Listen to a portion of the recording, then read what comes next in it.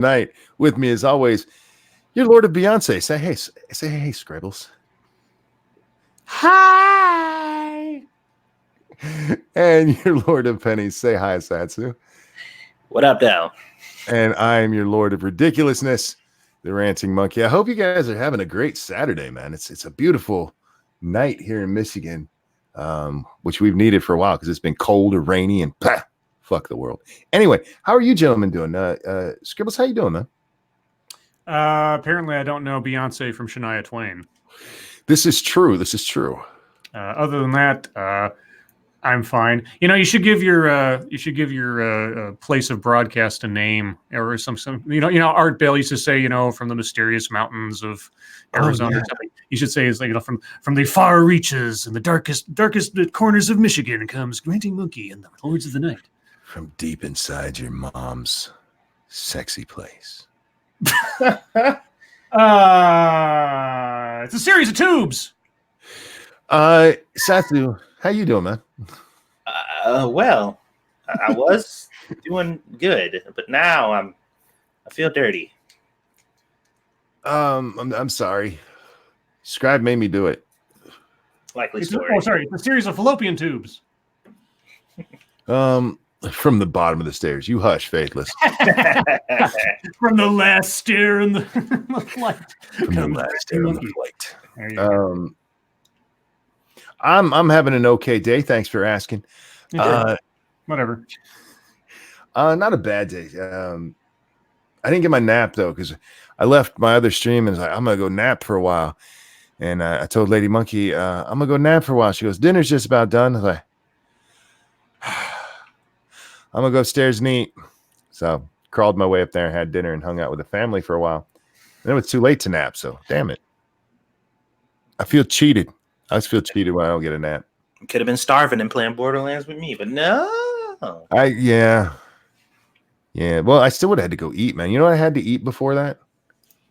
A can of Pringles. Wow. Yeah. Well, that was my food for the whole day, Satsu.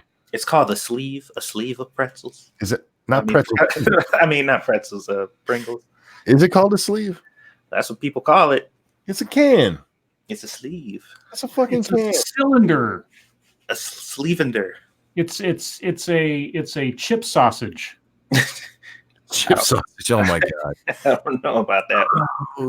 I feel like this is a good time to say Monkey Dick, Jim Jones, movies, video games. Hit that like button and you know what? Share our stuff despite what you've heard for the first couple of minutes of this show.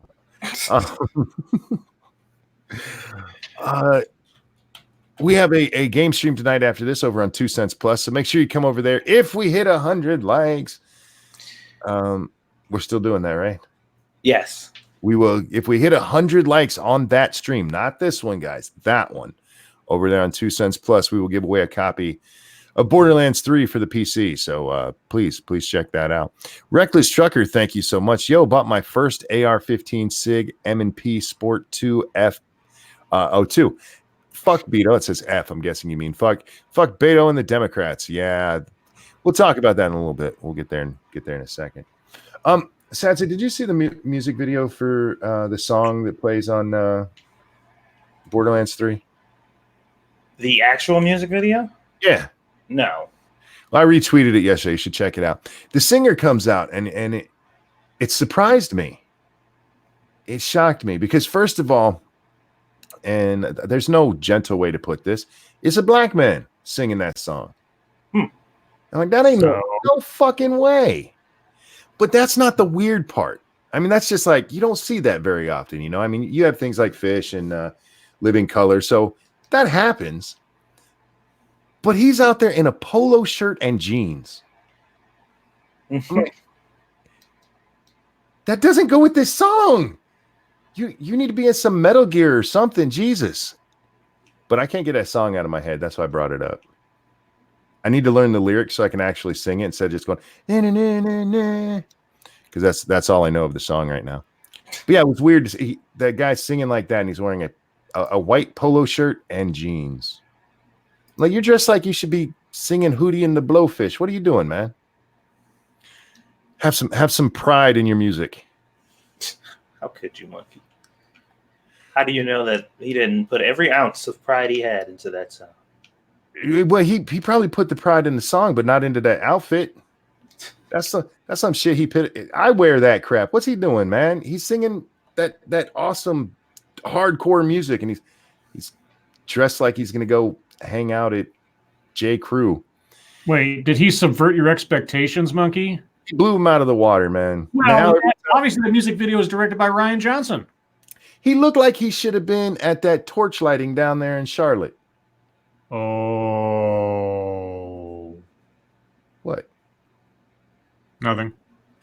Hi Weebs, how you doing? She got mad at me earlier. Apparently I streamed against her. My bad. It's Saturday night and it's news time.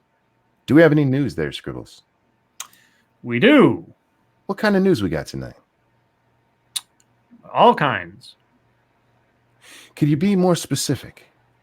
How about a potpourri? Sure. All right. So, Monkey, here are your categories. Let's see. What do they call this?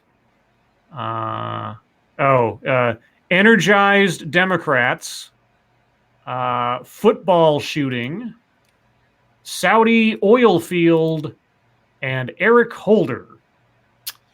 Oh, let's do Holder. Holder cautions against potentially prosecuting Trump post-presidency. A lot of P words in there. Former Attorney General Eric Holder predicted President Donald Trump may be prosecuted after his presidency if he doesn't first face impeachment proceedings while in office, but warned of the possible risks to the nation. The Obama-era Attorney General's comments come as impeachment advocates hailed Thursday's Judiciary Committee's vote to formalize the rules of its investigation, through House Speaker Nancy Pelosi has avoided labeling the committee's probe as an impeachment inquiry. Well, don't worry, Jerry Nadler's more than happy to do so. CNN Axe Files host David Axelrod. I didn't know they gave Axelrod his own TV show. Axe Files. Oh, God. Anyway, David Axelrod asked Holder whether he thought Trump is subject to prosecution upon leaving office. Holder replied, quote, "Well, I don't think there's any question about that," unquote. Holder referenced former Trump attorney Michael Cohen's guilty plea last year to campaign finance violations tied to hush money payments he made or orchestrated on behalf of Trump. Quote, "We already have an indictment in the Southern District of New York where Michael Cohen was charged relative to the payoffs. Michael Cohen's already in jail with regard to his role there. It would seem to me that the next attorney general, the next president, is going to have to make a determination," he added. Axelrod also asked Holder whether there would be a cost to prosecuting Trump post-presidency in the absence of impeachment proceedings, citing former President Gerald Ford opting to pardon his predecessor, Richard Nixon.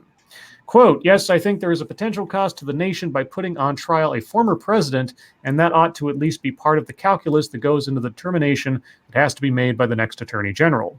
I think we should all understand what a trial of a former president would do to the nation." Okay, CNN, that's where you have to put the close quote. You put the close quote there, otherwise I think I'm talking. Never mind. He added, acknowledging that Ford's decision may have cost him the 1976 election. Holder added, "But you know, I think looking back, I tend to think that that was probably the right thing to do." All right, so I don't know. What do you think about impeaching / prosecuting Trump post-presidency, etc.? Well, prosecuting him post-presidency, I mean, you know the reality of that, it wouldn't be a big deal. Unless they actually threw him in prison, which they wouldn't do. You'd get a smack on the hand. A lot of people don't seem to remember most of what happened to Clinton happened after he left office. And it wasn't major headlines and stuff the way that it would have been, you know, when he was president. It was just like, oh, he got disbarred and he gave up some money. Nobody really cared. Yeah, but this isn't Clinton. This is Trump. I mean, if the next president, let's say Trump loses this election, or you know when he eventually has to not run anymore, do you think the new president would want to divert attention away from their agenda by turning Trump into another front page headline? No, and that's the thing. I mean, he would be old news at that point, unless they were trying to get rid of a scandal of their own. I think it's just it's below the fold. Maybe somebody talks about it on a late night talk show, and it comes up now and then. But I don't think most people would even notice, to be honest. Yeah, it doesn't seem like something they would focus on after he's already out, because that's really the objective. Everybody fucking loved Trump before he was in office. I highly doubt that they're going to give a shit once he's out, because there would be no reason. Like the reason they're doing all this shit right now is to get him out. So once he's out, they don't have a reason anymore. The worst that they can do at that point is say they prosecute him, he ends up in jail, and then you have fodder for the next election, but you've already won this one, presumably. You know what I mean? Mm-hmm. They can talk about it all day long. I mean, they had these same discussions about Clinton during all of that. But once he's no longer the man you're shooting for, nobody cares. Well, I mean, truth be told, anything happening to Clinton kind of was overrun by 9/11. I suppose. Yeah, I mean, if as far as priorities for the country at that point, nobody was going to give a shit about prosecuting Clinton when you had war on the mind and everything. So, hey, I mean, but it happened, and I just don't think. I don't think once they're out of office, people care much. I mean, and you see this also with people in Congress, especially big names, people like Gingrich, and who was that guy that they just kept hounding? They hounded him right out with all kinds of. Oh fuck, I forget. He was Republican, I want to say from Texas. Anyway, they hounded him out with all kinds of charges, and he beat every fucking one of them. You never hear his name again, ever, because they don't care. It's about getting that office open. And real quick, hey, Sanu, how you doing, my friend?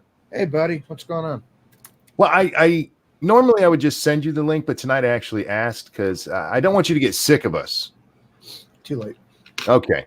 wait, you're not going to give us the consideration whether we're sick of him? No, it's impossible. No, you're right. Well, we always have that consideration, Scribe, because we don't have to invite him on the show. I guess. Yeah, I just don't think after he leaves office. I mean, yes, it can be done if they do decide to pursue this, he'll get hit with a fine, maybe some community. But what are they going to prosecute him for? Obstruction, campaign finance violations. Yeah. Real quick, Reckless Trucker, thank you. Tell Sanood about my new toy. Oh, let me read that. I heard it. Strap on. That is the exact same one I have, Reckless Trucker. Good choice. Anyway, you were saying something there before I interrupted you, Sinatra. Well, if they're gonna go after him for campaign finance fraud, finance fraud, you just fucked up some words earlier, Scribe. I don't want to hear it. If they're going to go after him for campaign finance, fraud, campaign finance fraud, then they're going to have to go after AOC, and they don't want to do that. Ilhan Omar. Oh, double standards that's not going to matter. AOC is not going to be as much of a target as Trump after he's out of office. I don't know. She'll die off. She will, because then, especially if what they're hoping happens, they say he loses this election. Then she becomes a back burner that nobody cares about because you have the president to go after. In this case, would be a Democrat. So she just fades into dust. Oh, Tom DeLay, thank you, Prospero. That's the one I was talking about earlier that they'd gone after so fucking hard. The hammer. Yes, they threw he faced all kinds of charges leaving office, and he beat every one of them, every fucking one, and not a single apology from anybody anywhere. Now, look, that guy may have been a dick, but he wasn't a criminal, and what they did to him was fucked up. Anyhow, what else did we have there, Scribbles? Let's see. I forgot the categories. You forgot. Do the shooting one. Okay. The what? Oh, okay. 2 people were injured when a fight between parents led to a shooting at a youth football game in Texas. Whoa. A woman and a girl were injured in a shooting at a youth football game in Fort Worth, Texas, a police spokesman said. A group of parents had been arguing Saturday at the game near Eastern Hills Elementary School when the son of one of the parents arrived with a handgun and opened fire. Jesus. Said Jimmy Polizani, a public information officer for the Fort Worth Police Department. Police didn't say if that son was one of the football players. The woman suffered a gunshot wound to the leg, and the girl was grazed in the back by a bullet. They were taken to a local hospital, and their injuries appear non-life-threatening. Police were searching for the suspect Saturday afternoon. I don't know if that's changed since I pulled up the story. Let me check real quick. No, so that's the latest and the greatest on that one. Well, good. I mean, I'm glad nobody was hurt seriously, but Jesus Christ, dude. Parents take that shit super seriously. But it was the kid who brought the gun. Yeah, the kid brought the gun. One of the students, or a son. No, not sure if it was one of the football players. So Yeah, just let the parents fight it out like Americans. Damn it, leave the guns put away. Yeah, the only place where a gun belongs at a football game is at the beginning of the last Boy Scout. Indeed. You know, I remember when I saw that movie the first time, I thought, you know, if this weren't a civilized world, relatively speaking, that seems like an appropriate place to have a gun at a football game. It's like, just take down your enemies. That's one way to get through the D line, man. Lady Gopher, thank you so much. Watch that sailor's mouth of yours, Ranting Monkey. Now, in fairness, it's genetic. I wasn't a sailor myself. I'm the bastard son of a sailor, so son of a son, son of a son, son of a son of a sailor. As long as it's not Beyonce you're singing, we're good. No, I think that was Jimmy Buffett. Yeah, but you thought Beyonce was Shania Twain, so I wasn't sure. Doesn't Shania Twain have a song about like some girls' empowerment song too? Sure. Man, I Feel Like a Woman. Is that it? Yeah. I don't know. Okay. It's a great song, and I love watching her dance in that video because she slowly undresses. And then her hair is all down and wet. Like, oh. So, that's misogynist. What's that? That's misogynist. What? Stop being a misogynist. He's calling me a misogynist with kind of a little accent there. Oh, okay. I actually heard somebody say it like that before. I'm like, you're so misogynist. I'm like, pardon me? That was right. Carlos Maza. You want energized Democrats, or do you want Saudi oil field? I feel like Saudi oil field is going to be the bigger of the two topics. So let's do the other one first. Debate opens new fronts on guns, Biden's age in Democratic race. Okay. The latest Democratic debate threw up a rich haul of clashes, incidents, slow-burning controversies, and policy collisions that will help define the 2020 race in the weeks to come. Will it really, though? Will it? Often a debate's impact only becomes clear in subsequent days when exchanges that did not immediately resonate take on extra significance as the churn of the campaign does its work. Thursday's encounter in Houston. the encounter in Houston sounds like a fight promotion kind of thing. Instead of the Thriller in Manila, it's the encounter in Houston. A rumble in the jungle. Thursday. Hold on one sec. Thank you, Sean Uli, who says, "Hey guys, thanks y'all and Snoot and SDA and your guest. You've kept me sane and entertained these past 2 years. I've been listening since y'all invented tongue-buttering turtle games." Hey! Thank you so much for listening, man. I appreciate it. Now that is an earworm kind of thing that hasn't. I mean, we had people like going to different streams all over the place and just asking that question. I think Sargon had to answer it at one point. Yeah. I made Bering answer it a few times. My favorite was when Sugar Tits had to answer it the one time. Man, it'd be impossible. I wish there was a supercut of everybody that had to answer that question. Just put together. Great. Thursday's encounter in Houston exposed ideological, personal, and policy divisions between the candidates that offer clues about how the Democratic race will unfold from now on, like the other debates didn't. Wait. Okay, okay. Maybe there were minor policy differences. Maybe. I guess I can give them that one a little bit. All right. There's a trove of material for each campaign to mine. Wait, what? There's a trove of material for each campaign to mine to tweak the weaknesses of rival candidates. To tweak. Were you like debating about which one of those two phrases to go with, and you just left them both in? Fuck it, do them both. I can't count how many times I've seen people at CNN do that. They'll leave like two words or two phrases right next to each other that are obviously sort of like, they're synonyms to a certain extent, but they don't belong together in the same sentence. Yeah. Because they just don't know how to edit because Chris Cillizza is their editor at large. And President Donald Trump's team must have been watching with glee as comment on guns and healthcare piled up material for general election attack ads. Comment? How about comments, maybe? I don't know. Over the span of this race, there's little evidence that the debates are changing the hierarchy of candidates. I don't know. Biden's kind of slipping. And I don't mean mentally, but I do mean mentally. But the confrontations are serving to expose the complex layers of the campaign and offer clues over how it may turn out. The complex layers of the campaign is that it's bland so far. That's just me. Bland and tasteless. Yeah. Let's see. The top tier may freeze in place. The debate solidified the clear top tier in this race. I think the camera lingering on the three candidates and giving them the first 45 minutes kind of did that, but maybe that's just me. And none of the leading candidates looks likely to quickly fade in the crucial run-up to the Iowa caucuses in February. I don't know. Joe's not looking too good. Former Vice President Joe Biden had a patchy night, but Thursday was his best performance so far in his campaign. Doesn't that tell you something, a little bit? A patchy night was his best performance so far. Elizabeth Warren was relatively quiet, but made no huge mistakes, except for not answering any questions. And Senator Bernie Sanders will have delighted his solid supporters, but did not seem to solve the riddle of broadening his base. These three, however, have yet to turn their full fire on one another.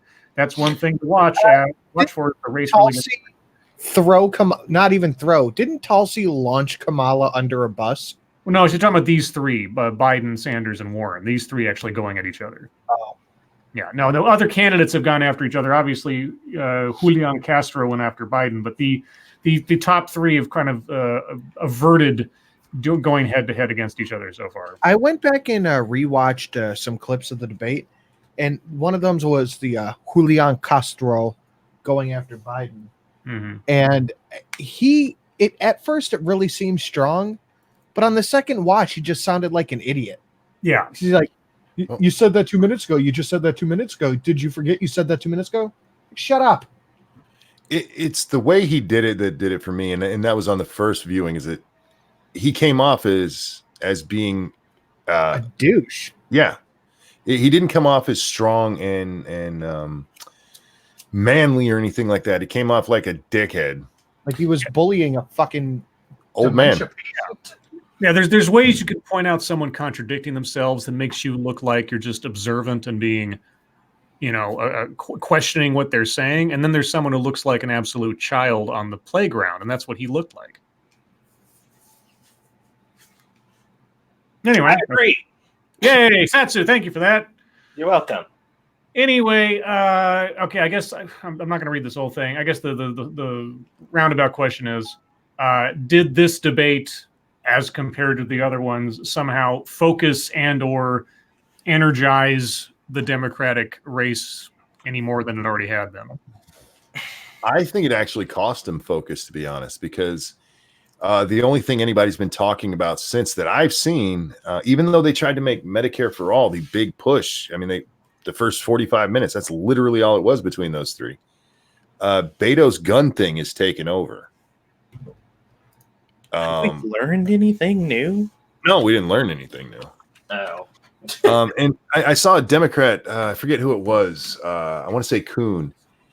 He was on CNN, and he's like, look, Beto just fucked us for years to come with what he said.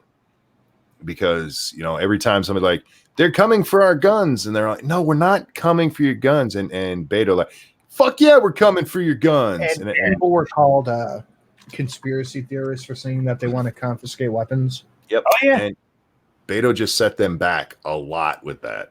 Dude, there's so many posts that I'm seeing. It's like, nobody's coming for your guns. Like that's like the they only have one joke meme. You guys know that was their fucking statement. That. Yeah, and Beto coming out and do that. I think he hurt them a lot, actually. I really do. We'll see, but I think old Bobby Francis did it. All right. Well, let's see. Then we'll go on to the last story here. Pompeo blames Iran for drone attacks on Saudi oil field. Yeah, I read this story. Boy, Monkey, that's an interesting tone you took there.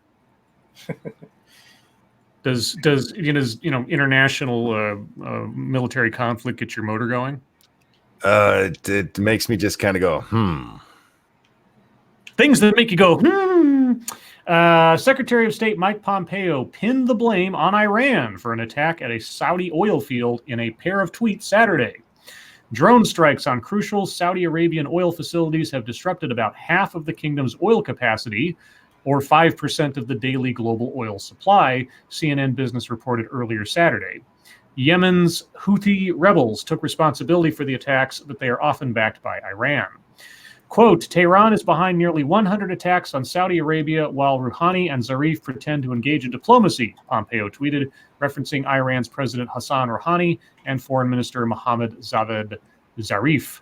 Amid the calls for de-escalation, Iran has now launched an unprecedented attack on the world's energy supply. There is no evidence the attacks came from Yemen, Pompeo continued, providing no evidence that Iran was behind the attacks. Saudi Arabia has been leading a military campaign to quash the Houthi rebels in Yemen since March 2015. The conflict is widely seen as a proxy war between the Saudis and Iran, which has been backing the Houthis. Pompeo also called for other countries to denounce Iran and promised American efforts to help support the energy market. Quote, we call on all nations to publicly and unequivocally condemn Iran's attacks, he tweeted. The United States will work with our partners and allies to ensure that energy markets remain well supplied and Iran is held accountable for its aggression, unquote. CNN has reached out to the State Department for further information regarding the attack and who was involved. Lawmakers on both sides of the aisle weighed in on Pompeo's characterizations of the attack. Quote, this is such irresponsible simplification, and it's how we get into dumb wars of choice, Democratic Senator Chris Murphy of Connecticut tweeted in response to Pompeo. Quote, the Saudis and Houthis are at war, he added. The Saudis attack the Houthis and the Houthis attack back. Iran is backing the Houthis and has been a bad actor, but it's just not as simple as Houthis equal Iran, unquote. Meanwhile, Republican Senator Tom Cotton of Arkansas vowed that, quote, the United States stands with our Saudi partners in confronting Iran's campaign of terror across the Middle East. The Ayatollah's desperate efforts to cripple global economy markets will only renew our commitment to maximum pressure. The Iranian regime and its proxies ought to face consequences for these attacks, unquote. President Donald Trump called Saudi Crown Prince Mohammed bin Salman on Saturday to offer his support for the country's self-defense. White House Deputy Press Secretary Judd Deere said in a statement. Ryan Walters in the chat says Houthis and the Blowfish. Houthis and the Blowfish. That is so dumb. Anyway, so there you go. Yay, proxy wars, maybe. Oh, some Fried Power folks coming over. Hey, guys, tell Ghastly I said hey. Tell him Monkey loves him. So I said shut the fuck up because I'm sure he's talking right now.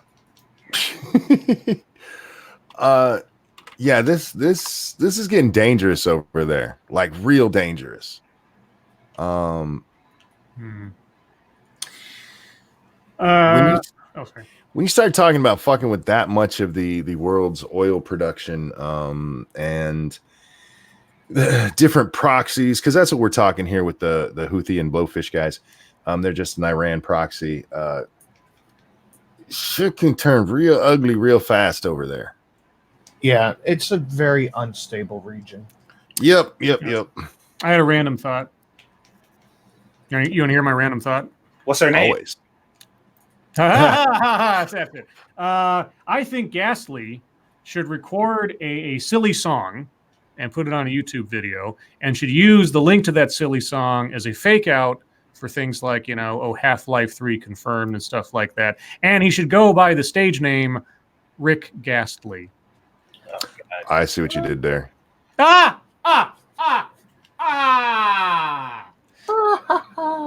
just picture Scribe in his fucking living room throwing his head back, laughing like that in one of his... Like the Count? One bad joke. Two bad jokes. Yes, now that Sinatra's here. I am dead inside. Oh. All right. Did anybody have anything else to say about the stability of the Middle East? I know. Not 3 bad jokes. With that, guys, we're going to move on to MSS News. If there's a story you'd like us to take a look at, hit us up at the hashtag MSS News over on the Twitter machine. We can't get to them all, but that's just because we can only count to 3. Scribbles?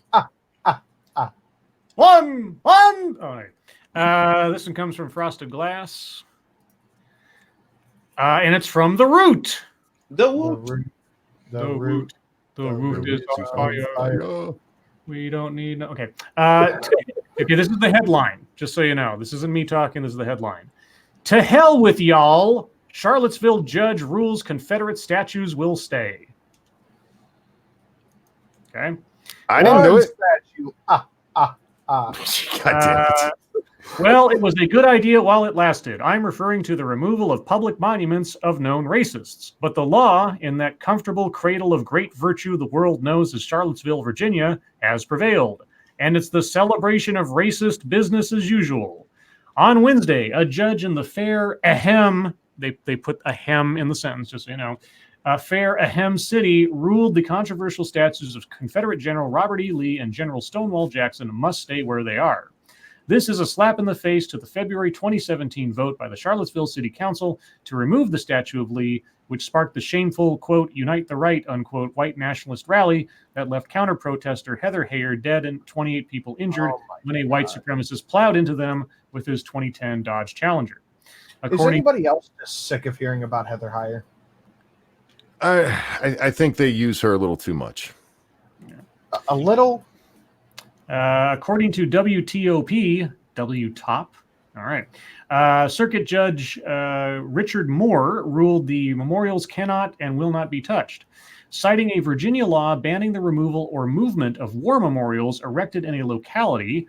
Reporter Hawes Spencer, you named your child Hawes. Hawes? Okay. House. Okay. Who was in the courtroom during Wednesday's first day of the civil trial, said Moore explained his decision thusly, quote, he said whatever the original intent of the memorial, and we can't really go back into the heads of those who put those monuments to Robert E. Lee and Stonewall Jackson up. Today, they exist as war memorials, and they are protected under Virginia law, unquote. Yeah, so that happened. And then, of course, it'll be appealed. So. Read the next line. Residents sued Charlottesville, each seeking $500 in compensatory damages, saying that the same law violated the U.S. Constitution because the statues send a racist message. Wait. I don't. First Amendment.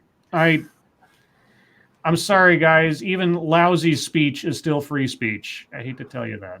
Wait, that statue is somehow making me feel discomfort. I need money. Well, not only that, but the idea that the statues themselves somehow violated the Constitution because of the messages they send, which is like, they're big pieces of metal. What messages are you hearing from them? And Satsu nailed it. Satsu just nailed it right there. All it is they want money, so they're going to come up with any reason to get money. Yeah, but $500, that's like, why not ask for 5,000? I mean, $500, really? That's all their constitutional amendments are worth to them. I guess. I don't know. Anyway, $500. Fuck. My feelings are hurt. Give me money. Well, I mean, that's my feelings are hurt. Give me money is one of the biggest economies on the internet today. So. Oh, it is. Yes, indeed. Meanwhile, we're over here like we're hurting feelings. Give us money. I don't hurt anybody's feelings. I'm sure someone somewhere is very upset with your mere existence. Oh, in a slightly, at least subject matter-wise, related story, this one comes from Massive Dynamics. Ex-NFL player accused of trashing his 2 businesses to make it look like a hate crime. Oh, for fuck's sake. Yeah, I wonder what motivation these people have. A former NFL player has been accused of trashing a restaurant and an ice cream shop he owned near Atlanta to make it look like a hate crime. Gwinnett County Police say they found the N-word, monkey, the word monkey, and MAGA and swastikas scrawled on the walls in booths of the two businesses, which were called Create and Bake Pizza and Kaufman's Creamery in Lawrenceville. See, that's where they fucked up, because they didn't do their research to know that there are monkey racists, there are swastika racists, and there are racists who say the N-word. They rarely come in all three forms. See, they fucked up. They didn't do their research. Adon or Edon, I don't know, it's E-D-A-W-N. Adon Kaufman. I'm assuming so. 31 of Buford was arrested Thursday on charges of false reporting a burglary, insurance fraud, and concealing a license plate before being bonded out of jail. Kaufman was signed out of Shaw University to the Seattle Seahawks practice squad in 2012 and then spent parts of the next season with the Dallas Cowboys and Buffalo Bills, the Gwinnett Daily Post reported Friday. But they didn't talk about how he got the bail money, did they? I haven't finished the story yet.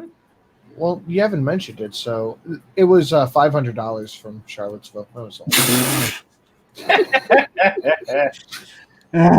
Okay. Bad jokes.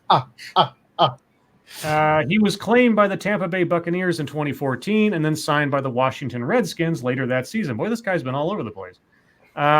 Police said in a news release that an officer responded Wednesday night to a 911 call reporting a man damaging the restaurant and the ice cream shop and getting away in a truck without a license plate. The restaurant's rear door showed signs of a break-in.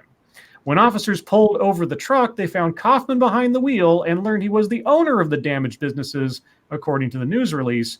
In the truck were several TVs that appeared to have been ripped from a wall. Wow, criminal genius over here. Let's see. The news release quoted Kaufman as informing the officers that he had noticed the damage earlier in the day and called his insurance company to report it, but not 911. Well, then what the hell was he doing there in the middle of the night getting the shit? Quote, it's possible he was trying to stage this as a hate crime, Corporal Michelle Pira told the Daily Post. We don't know if he was trying to get attention for this. What we do know is if that witness had not called us and if those officers had not responded as quickly as they did, we would probably be sitting here talking about a completely different crime in which Mr. Kaufman would be trying to say he's a victim. Yep. It'd be all over the fucking news. Another example of Trump's America. Mm-hmm. And this is why you should not give them niggas money. What he said. I'm going to be over here. I'm just saying. Monkey, your stream's been demonetized. That happened before we started, man. Okay. Let's see. This one comes from Shiogorath. Oh my gosh, Shiogorath. If it'll come up. 112-year-old fan attends first ever White Sox game. 112 years old? Jesus, what took you so long? You've been a fan for 112. Well, I mean, maybe not 112 years, but goddamn, you ain't been to one game in all that time. You ain't that much of a fan, I don't think. The Chicago White Sox may not have been triumphant on the field Thursday, but it surely didn't matter to one diehard fan as he attended a game for the first time in his remarkable life. 112-year-old C.P. Crawford told community activist Andrew Holmes earlier this year that he had never attended a White Sox game. And on Thursday, Holmes made sure that changed, bringing Crawford to the Sox game against the Kansas City Royals. Quote, you see all this? They're waiting for you, he said. Crawford was greeted by White Sox Hall of Famer Harold Baines before the game. Baines presented Crawford with a special White Sox jersey complete with the number 112 and marveled at the incredible journey he had taken to Guarantee Rate Field. Guarantee Rate Field. What a fucking horrible name for a field. Why can't you guys, if you get the naming rights to a stadium, make it something cool. Your company name sucks. I'm sorry. I don't even care what company it is. Your company name sucks. Hey. Wrigley Field is awesome. What? See, even Squeedus thinks that I'm right. Wrigley Field is a treasure. Well, at least back then, Wrigley actually represented a living human being. I just rate. What is it? What was it? Rate Guaranteed Rate Field. That is like. That's so it's like they didn't even try. Let's see. Are they going to tell us about this guy? He did this. He did that. They don't. Okay. Well, what? They don't talk about his life, like what he's done in 112 years. 112 years. They just talk about he went to the game. It's like, okay. He wanted to go to a baseball game. Feel good. I know, but I was curious to know, like, who is this guy, and did he do anything? Was he in any wars, or how? What is he? He's a walking corpse. He's 1 year younger than Biden. He's at least younger than Biden's left eye. Okay, let's see who's next. Calls for. Okay, I don't know what this is, but let's go for it. This one comes from Quinn Harrison. Come on. Okay. North Carolina mom calls for change after 8-year-old girl locked out of North Carolina elementary school. Okay. Rollsville, North Carolina. Sanford Creek Elementary. Yes, Squeedus? Hey, Squeedus. Sorry, Squishy's got like a really bad headache, so she hopped in the shower real quick and she brought me the baby. So She's fine. It's okay. It's fine. Sanford Creek Elementary School reconsidered a policy after a young girl was locked outside the school on Wednesday, according to WNCN. Her mom says it doesn't go far enough. Danielle Washington's 8-year-old daughter, Essence, rides a van home after school at Sanford Creek Elementary School. The van shows up after the school buses. When Essence was called over the intercom to go outside for the van, the girl went out and realized the van was not there, nor were any adults present. Quote, no one was out there to oversee my child got on the van. Washington told WCN. Everybody left. That's where I left trust in that school. Okay. When the 8-year-old turned around to go back inside, she couldn't get the door open because it was locked. The school district reportedly reviewed surveillance video of the incident and determined Essence was locked out for about 3 minutes before a staff member opened the door. 3 minutes. Okay. 3 whole minutes? How old is Essence? 8 years old. So this 8-year-old had to stand by a door for 3 minutes. Yeah. I can, all the same, a lot can happen in 3 minutes and you leave a kid alone. Is she mentally challenged or anything? Is she in a gifted program, something like that, where she needs to be supervised? Well, at 8, they still need to be supervised. Here's the thing. The school is responsible for her. Mm-hmm. And my problem with this is, I don't know about you guys. When I went to school, even just getting on the buses, there were teachers and stuff around the whole time. Mm-hmm. They had to be out there. Somebody had to be out there. And this child was like, hey, go out that door. Nobody even was with. I'm not saying she needs to like be handheld all the way there, but if you're letting kids leave and stuff like that, somebody should be out there just watching. Yeah. I think, doing all this stuff, it's not enough. I bet the mom's going to ask for money. No, all she said is that she wants somebody out there. But she just said that wasn't enough. Well, no. Because what they said is they're going to put the kids in the office to wait instead of kicking them out the door to wait. And she says she wants somebody out there. She's calling for different district staff to make sure staff watch children get on the van. Yeah, which is completely reasonable, all things considered. So and smart for the district, man. If something would have happened to that girl, yeah, they are culpable. Yeah, if she had like wandered out in the road and got hit by a car, if somebody had come along and taken her, Yep. That's why I don't understand why they didn't have somebody out there to begin with. And again, this is all over a kid named Essence. So, God damn. Jesus. This one comes from Angry Illinoisian. Democratic Republic of Congo ex-health minister arrested for embezzling Ebola funds. Oh, fuck. Wow.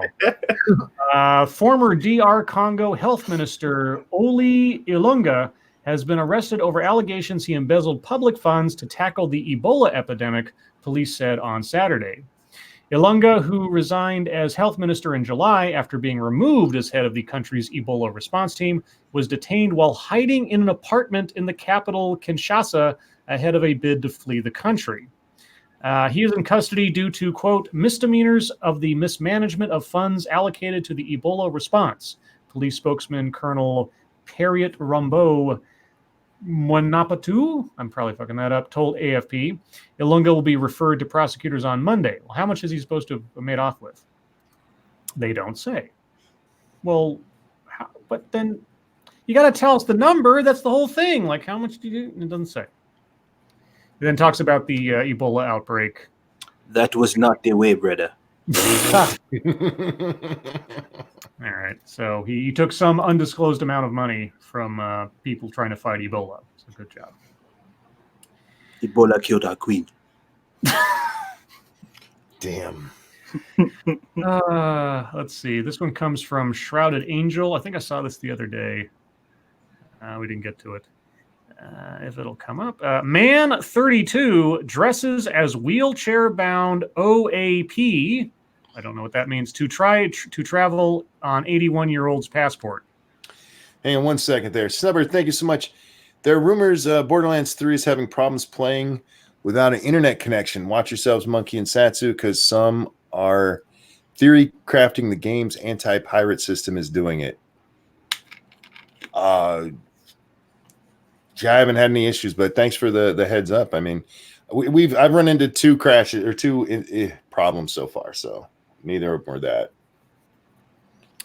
A young man underwent a complete makeover in an attempt to pass off as an 81-year-old man so he could travel on a pensioner's passport. The passenger appeared to go through a lot of effort to put on his disguise, which consisted of a white beard, oversized glasses, and a wheelchair, but his costume was not good enough to fool immigration officers. The seemingly frail and elderly passenger caught the attention of staff when he reached security at New Delhi's Indira Gandhi International Airport at around 10:45 p.m. last Sunday. Dressed in a white tunic and trousers with a white turban and black slippers, the man was hoping to get on an overnight flight to New York. But staff began to get suspicious when the passenger appeared reluctant to be frisked. A senior official with the Central Industrial Security Force told CNN, quote, "He posed as if he was very old and incapacitated. Our screener asked the person in the wheelchair to stand. He said that he cannot stand. Our screener asked if he would stand with support. He reluctantly stood up." That was when the officer noticed that the roots of the passenger's white beard were black. He was also apparently trying hard to avoid the officer's eyes. When asked for his passport, the individual handed over documentation claiming he was Amrik Singh, born in Delhi in February 1938, making him 81 years old. Quote, "He was definitely not 80 years old. His skin was of a younger person," Mr. Kishore said. When asked further, the man told security staff he was actually 32 years old and his name was Jayesh Patel, a resident of Gujarat state. He was detained by security and handed over to immigration authorities. Mr. Kishore said he doesn't know what the current status of the case is or the reason behind the impersonation. Probably get a reduced price ticket or something. Probably. He was just trying to go to New York to meet some women. There you go. Is like meet hot single women in your area, as in New York. Yes. Let's see. We're not doing that. Well, we talked about that. What's this? Oh, a story that's only fit for Satsu. So, Satsu, I'm going to read a little bit of this, and you tell us whether it makes any sense to you. Okay. This one comes from New Fate 26. My Hero Academia. Ura Raka breaks the shonen female lead curse. Okay. A lot of shonen anime do not have well-written female characters. There are exceptions, of course. Bleach, for all its flaws, had several memorable and cool women who played an active role in their plots when they weren't being kidnapped. Bulma in Dragon Ball is an instrumental character who contributes to the plot in every arc she's in.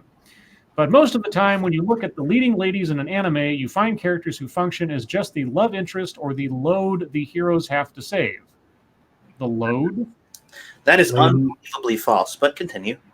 They end up being a burden to the heroes, making their arcs defined by their male counterparts. Sakura from Naruto is a great example of this. But what about Rai in fucking Evangelion? Or I forget her name, but the two girls in Trigun. Well, this I'm gonna say this up front. This is already super evident that this is coming from the opinion of people who only watch the mainstream anime that Netflix and Hulu tell them to watch. They haven't seen anything outside of those, and for those, this may be pretty true. Like it's fairly true for the mainstream kind of shonen like anime or whatever, but 95% of the rest of it that's utterly and completely false on almost every level. But I guess I'll take this argument under that pretense that they've only seen the mainstream shit. They're one of those, I watch anime because Netflix told me to check out this show. Yeah. Yeah, most of the shows they mention here, I'm not going to read the whole thing, it goes on for several pages, but most of the shows they mention here are ones that I've heard of, and I'm not an anime fan. So, yeah, I don't know. I've seen several animes in my day that had the female characters were on par with, if not superior to, the male characters. Think of Evangelion. I mean, the little boy kid shows up and he's up against Ray and the redheaded girl and his own like caretaker, and they're way over his head at the beginning of the show. So I don't know. Whatever.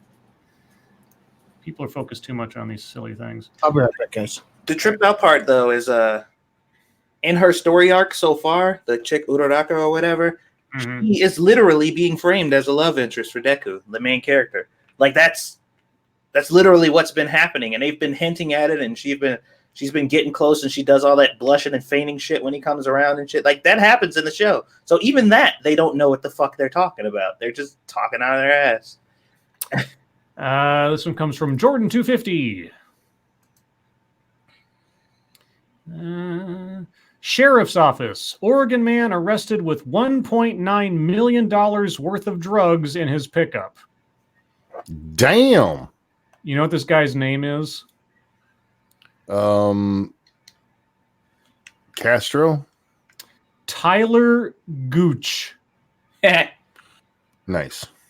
An Oregon man was arrested Thursday morning after law enforcement officials allegedly found 3,000 preloaded vape pens, 30 pounds of THC shatter concentrate, a pound of psilocybin mushrooms, and 90 pounds of marijuana in his pickup. Wow.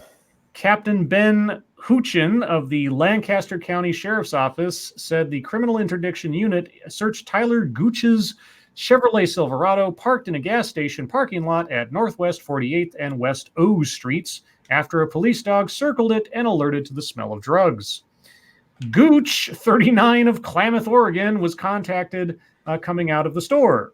Huchin said the search turned up the drugs, and they arrested Gooch on suspicion of possession of THC, marijuana, and mushrooms with intent to deliver.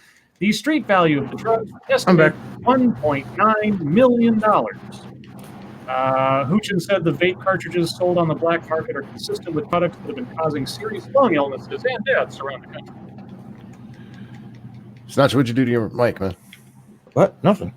Oh, the gain has to adjust itself. Oh, there you go. Okay. Just had a lot of noise back from you when you said I'm back. You're a lot of noise.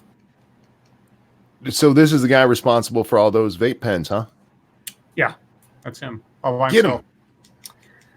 There you go, Trump. Ban him instead. Okay, What was his name? Tyler Gooch. I'll do this one as the last one because it's one that I posted. Nobody posted it yet, so because I'm going to have to take a break here in a second. An Ohio gamer gets prison time over a swatting call that led to a man's death. I saw this. Yeah, this is the one where the completely innocent guy with the wrong address had a SWAT on him from a Call of Duty game or whatever, and got killed. And it was over $1.50. Yeah, it was over some stupid bet. An Ohio video gamer who played a role in a hoax phone call that led police to kill a man in Kansas was sentenced Friday to 15 months in prison, authorities said. Seems a little low to me. Casey S. Viner, 19, was one of 3 defendants in a case of swatting, making a false report to send police somewhere that led Wichita police to erroneously shoot and kill 28-year-old Andrew Finch at his front door in December of 2017. Authorities said Viner asked one of the co-defendants to make the call because of an argument over an online video game, an argument that turned out not even to have involved Finch. Viner, of a Cincinnati suburb, was sentenced in federal court in Wichita after pleading guilty to 1 count each of conspiracy and obstructing justice. Quote, swatting is not a prank, and it is no way to resolve disputes among gamers, U.S. Attorney Stephen McAllister said. Once again, I call upon gamers to self-police their community to ensure that the practice of swatting is ended once and for all. Good luck on that. The man who made the call, Tyler Raj Barris of California, was sentenced earlier this year to 20 years in federal prison, which seemed appropriate. Now, I guess this guy initiated it. He wasn't the guy that actually called in the SWAT, but he started the ball rolling effectively. 15 months still seems a little light. I would have given him at least 4 years, but yeah, I don't know. You just said 20 years. No, the guy who made the call got 20 years. This guy who made the request to have it done is the guy who got the 15 months. Viner admitted that he had argued with the third co-defendant, a gamer in Wichita, over a multiplayer session of Call of Duty World War II. Viner was upset because the Wichita gamer, a teammate of his during the session, killed his in-game character. During their argument, Viner threatened to swat the teammate, and the teammate responded by providing an address and saying, "Please try some shit." Viner then enlisted Barris to swat the Wichita gamer using the address that had been provided. The address, it turned out, was not where the Wichita gamer currently lived, but where he used to live. Actually living at that address was Fincher, unaware of what was happening. And then it goes into a recitation of how the guy got shot, and complete bullshit. I'm glad that guy got 20 years. This guy should have gotten longer, but at least he got something, and it's still bullshit. Yeah, I agree. I guess the family of the guy who got killed sued the city and won a fair amount of money. Oh yeah, I'm sure they did. All right, well, I'm done talking for a minute. All right, guys, thank you so much for these stories you sent over to MSS News. And sorry we can't get to them all. You're so generous in those that you give us a wonderful problem to have. But with that, we are going to move on to the YouTube's time. And Satsu, what you did? A lot of video editing today. I finished a good amount of it. We got some videos to come up. I actually recorded some Monster Hunter footage for a change, because now that I got my new setup together, I can actually record footage from my Switch and my PlayStation now, which is really nice. So I've been trying to get some footage for some video ideas I got coming. If I discipline myself and stop making excuses, I have quite a bit of content lined up for my gaming channel, since I haven't really been. I mean, obviously we do our streams and stuff, but I want to start consistently uploading videos kind of similar to the Satsu 2 Cents ones, where I talk about topics and stuff that's going on, but not in a drama kind of way, but more of a starting a conversation about, things that I'm interested in, that type of shit. I just I gotta fucking do it, man. I'm always coming up with reasons why I can't do it, or that I didn't do it, but none of them are ever really valid. So I need to get my shit together, step it up. But yeah, that's pretty much what I've been up to today. Alrighty, and Sin, what you been up to, man? Well, I did a Minecraft. Oh shit! I did a Minecraft stream earlier, and I was on your show and Polly's last night. And I will have new videos and creepypastas Monday that I will record probably tomorrow. Let's see. I did Monkey in the Morning kind of late today. It's still morning somewhere. And yeah, I was on Polly's birthday stream last night, which, by the way, guys, it's Polly's birthday. Is Polly here? I've sang to you twice already. I'll sing to you a third time if you're here. I'll be right back again. But yeah, did those 2 streams. We had the game stream last night, and we'll be doing another one tonight, guys, over on 2 Cents Plus. That is number 2, CENTSPLUS. And if we hit 100 likes, guys, we'll give away a copy of Borderlands 3 for the PC. So get over there. What did we get to last night? In the 60s, was it? 67 is where I think we ended. I saw 76 when I looked at it, but that might have been after you guys had broadcast. Yeah, it's got to be while we're live, guys. Yeah. So close. There's that. What's that? I said so close. So close. We're getting there. We'll get there. I think that's everything. Scribbles, what about you? I didn't do anything today YouTube-wise, so there you go. All right. That leads us on to the humpetry. Satsu, you got some humpetry?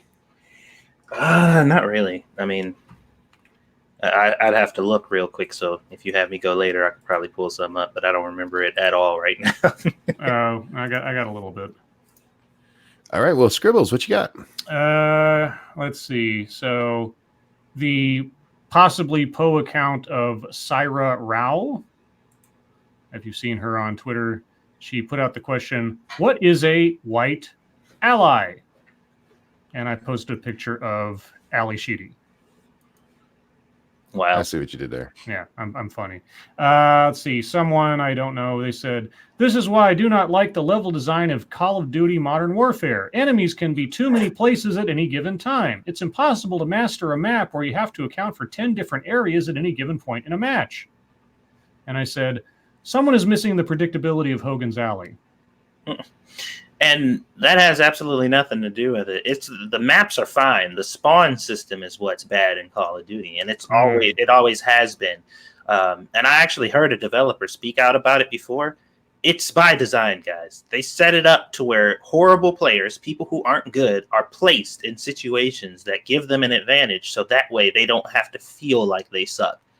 They've been doing that in Call of Duty for a long time, even so far as whenever they pair you with higher level players for a small window, your health is higher than theirs when you first spawn.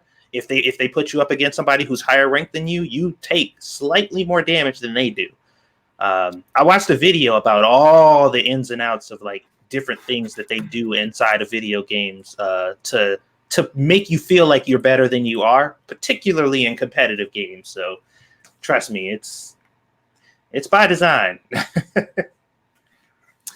All right. But before you move on from that, I saw that picture, Scribbles, and if you're looking at that and you're going, oh my God, there's too many places for enemies to hide, you're a pussy, should put the game down and never come back. Yeah. Period. Let's see. Cory Booker tweeted out, the real question isn't who is or isn't a racist. The question is who is or isn't doing something about it. As president, I will create an office in the White House to deal with the problem of white supremacy and hate crimes. And I said, so you're going to federally annex the SPLC? I just want to know what his office is going to do. Yeah. Okay, so you've made a new bureaucrat. What are they going to do? Are they going to come in and stamp a gavel and look, racism's gone. Look, there's no more white supremacy because we made an office. Let's see. And the last one I've got, this is the one that kind of was my head scratcher of the day. NPR put out this story. This summer, a 6-year-old girl named Vivian wrote a toy company out of frustration, asking why they didn't make female plastic soldiers. The president of the company responded, now green Army women figurines will be available by Christmas 2020. And they have a picture of this letter that the 6-year-old wrote. And my response to this and my, I guess, curiosity is I couldn't care less about whether or not there are female Army figurines. My only wondering is, does that letter seem legit little kid or not? Because if you look at this letter, there are a lot of consistencies and inconsistencies. There's a lot of ridiculously spelled words and then completely correctly spelled words. And I'm just looking at like, this might indeed be written by a 6-year-old. I don't know. But with all of the tales we've had in the last several years of my 4-year-old just walked in the room and asked me about the Equal Rights Amendment, something like that. I get suspicious when I hear someone say, small child took a stand on a social conscious issue and made change. Like, anyway, I tweeted out the story. There's a picture of the letter in the armchair. What's the God? There is a term for someone who analyzes handwriting, and I'm suddenly blanking on that word. Now, anyway, you know what I'm talking about. Take a look. Yeah. Tell me what you think.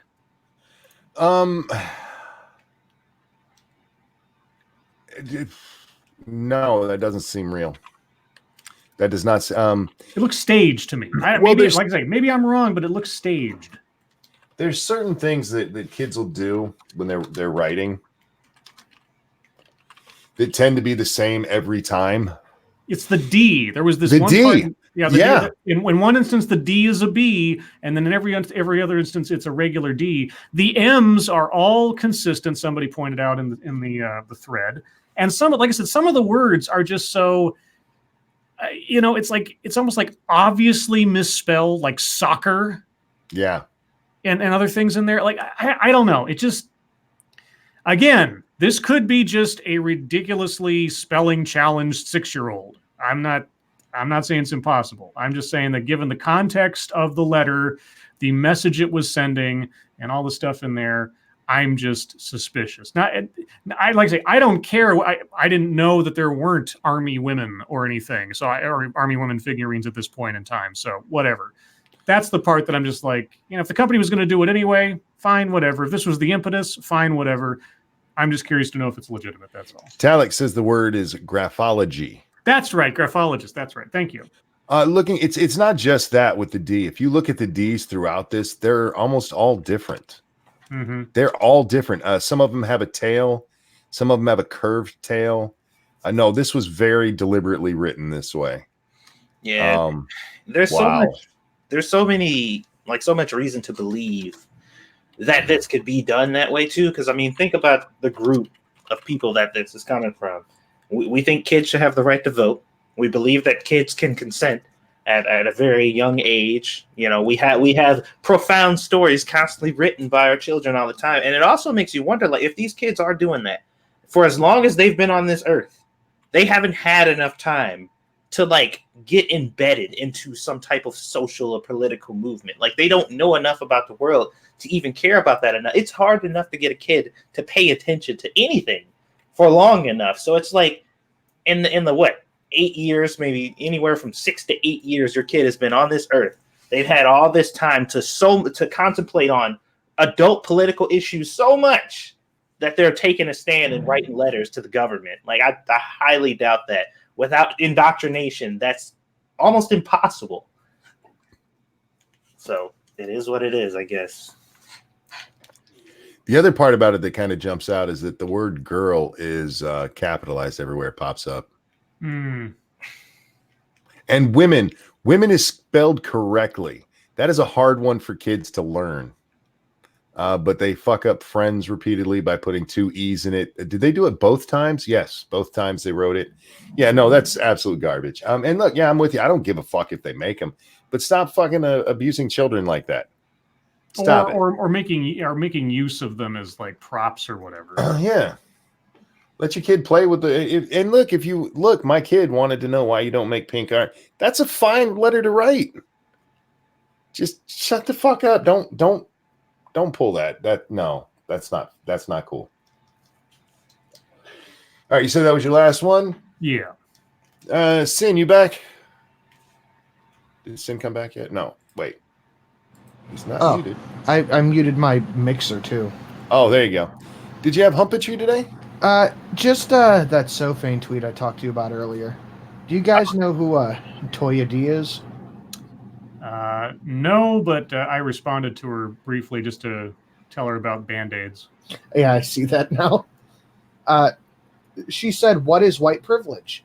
And Sofane replies, "Driving around Atlanta unmolested, having half the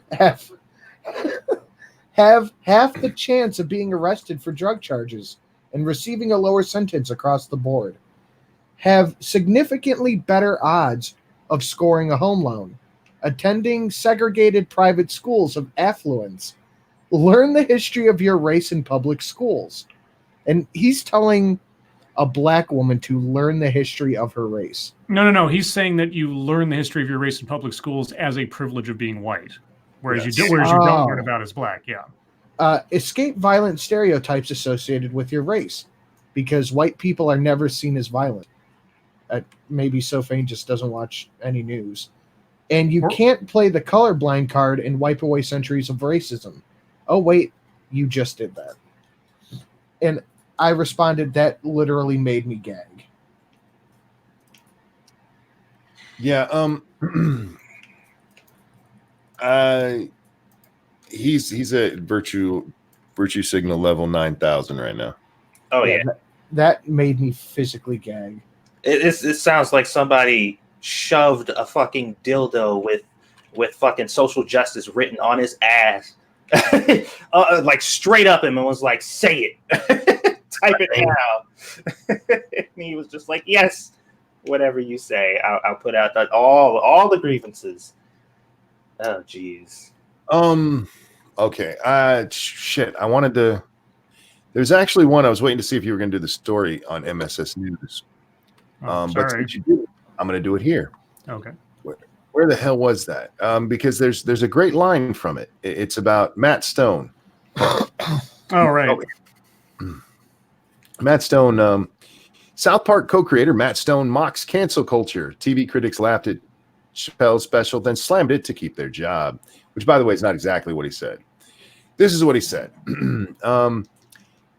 Stone said the negative reviews for Chappelle likely came from industry pressure on critics to take an established stance on political incorrect content like Chappelle's hour-long show. Here's the actual quote. Quote, they may have laughed like hell at that, and then they went home and they know what they have to write to keep their job. So when I read a TV review or cultural review, I think of someone in prison writing. I think about somebody writing a hostage note. This is not what they think. This is what they have to do to keep their job in a social media world, so I don't hold it against them. Yeah. Once again, the South Park guys are pretty spot on. And if you look at the reviews on that, like the Rotten Tomato ones, have you guys seen that? Yeah, Chappelle show that Chappelle special still holding a 99% from the audience. That is fucking incredible. And what is it, like 47% from critics? Well, it was 13 for a while. Yeah. I just love that, it's a hostage note. And like, you know what? You're probably not wrong. Now, there's some of them that I think are probably very much the same, that they're like-minded with the SJWs types. But there's others who have no problem laughing at incorrect shit all the time. But he specifically joked about trans people, y'all. Well, I think ContraPoints in that video with Hassan summed it up perfectly. And perfectly for all the wrong reasons. Sure. I love Dave Chappelle, but he doesn't know about this, so he shouldn't talk about it. Oh, yeah, he doesn't know about trans people, so he shouldn't make jokes about it. Yep. So he's funny in every other facet of his professional career except for trans people. What I want to know is, what are some acceptable trans jokes? What I want to know is what does he know about being a white person? Because he actually mimics being white at times in that show. Also mimics being Asian. And but that's the thing, is people got so mad, like, oh, it's the same tired joke. I identify as an attack helicopter. I identify as an Asian. But did you completely miss the part where he used that whole bit just to rip on his wife? What are you saying there, Satsu? Well, I was saying, like, outside of the fact that that people are saying that, he's the jokes aren't funny anymore. It's the same, same tired stuff or whatever. A lot of people in those comments that I've seen talking about it were saying that his older stuff used to be funny. I'm like, so the old racist and offensive shit he did back then used to be funny, but now it's not funny anymore. Like, yeah. That doesn't make any sense. He's telling us that you said it was so funny back then. Why doesn't he do what he used to do back then? It wasn't as clever as it was back then. I'm like, it's the same shit. And I didn't change. You did. That's right. Someone in the chat informs us that Contra didn't even watch the special at all. Oh, I missed that part. Contra didn't even watch it? Nope. So I saw the clip where he talks about trans people. Well, then by your own logic, shut the fuck up. You don't know what you're talking about. Right. I think Bill Burr was the one who had said when they were asking him, he was criticizing parents, and somebody was like, "Do you have a kid?" And he's like, "No." And she's like, "Well, what do you know about being a parent or whatever?" And he said something to the extent of, "I don't know anything about flying helicopters, but if I see one in a tree, I can assume that motherfucker did it wrong." Like, what the fuck do you mean? Yeah, something That might not have happened. been Bill Burr though. I think that was the one comedian that's known for snapping back at people who the heckler dude. Oh, I can't dude. remember his name. What you say? Jimmy Carr is the one I know that's great at snapping back. No. There's a video. I think it's 12 to maybe 15 minutes of Bill Burr getting heckled somewhere. Oh, that's And for a whole 12 minutes. He goes off on a Philly crowd. Oh, Philly, yeah. Fucking hilarious. No, I'll find the dude. Is that red-haired kid? The red-haired Yeah, guy? he's a redhead. Yeah, I forget his name off the top of my head. Someone in the chat will know who we're talking about. Dude, he is so fucking good at that shit. Like he's quick. He's really quick. Oh my god, shutting people the fuck down, dude. It is so funny. Yeah, Jack. Yeah, that's what I was thinking, because Jimmy Carr is excellent at dealing with hecklers. He openly invites it. He does. He actually invites people to heckle him on the stage. It's great to watch. I love comedians who snap back like that. He's amazing. Oh, I'll send you the LinkedIn monkey because this dude is fucking good. Yeah, I want to see that. Send it to me. Okay, a couple of things that I actually had though. Saw this one from a dude named Publius. I don't know how you say it. He's a old Roman looking dude. Dear America, a reminder from me: if you plan to enjoy the weekend with your family and friends, watch out for white males, the most dangerous group of people in the country. They are entitled. Didn't Sophane just say that no one says white people are violent? You are interrupting. Oh, well, hello, kettle, meet pot. What? Nothing at all. Don't mind me. He continues. They are entitled, angry, and have unfettered access to weapons of war, including AK-47s and AR-15s. Now, what were you saying there, Sinatra? No, it's fine. No, what were you saying? I wanted to finish it before you said what you were saying. Well, you have to understand, the statement is not as important unless he interrupts you to say it. Exactly. Now, what I was saying was, wasn't Sophane just saying that no one says white people are violent? Yeah, they're never seen as violent, except every day on the mainstream news all the time. But that doesn't count because that never. And half of his Twitter feed where he talks about violent white nationalists and supremacists. There's a sitting member of Congress who called white men the most dangerous terrorists in the country. That Ilhan Omar. I was going to say, is that Ilhan? Yeah. That's why people pointed that out a lot when they found out she was fucking a white guy. Allegedly. Well, maybe that's why she likes some dangerous. Look, I don't want her to get stoned on my behalf, so allegedly. She probably would have gone for Carlos Danger. As for what this idiot said. What are you doing? Looking for tape. Hi, Shelly. Monkey says hi. Hi, monkey. As for what he said, yeah, he's a fucking idiot, and that's some really stupid shit. Then we have this.